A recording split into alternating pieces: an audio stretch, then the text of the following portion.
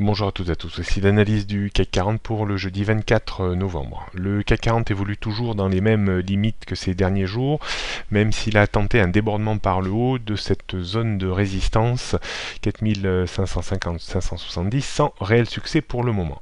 La dynamique de reprise reste toujours présente tant que on ne passe pas en dessous des 4470 points.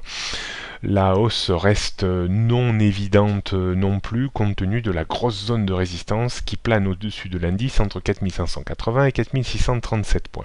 On attendra bien entendu les résultats du référendum italien mais également le résultat des banques centrales tant américaines qu'européennes pour voir si l'indice aura la capacité de créer la surprise et entamer un rallye de fin d'année au-dessus des 4637 points. Attention néanmoins, pour moi le rallye de fin d'année a commencé depuis l'élection de Donald Trump et je ne serais pas étonné que on achète la rumeur actuellement et on vende la nouvelle d'une hausse des taux quand elle se produira aux États-Unis. Donc méfiance quand même, toute certitude d'un rallye haussier me semble quand même être peut-être un petit peu trop optimiste.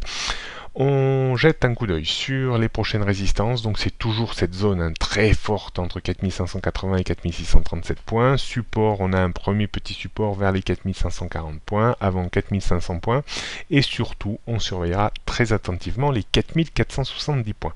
En dessous, on trouverait un courant beaucoup plus vendeur vers les 4375-4300 points. Rien de bien nouveau sur les tendances moyen, long et court terme.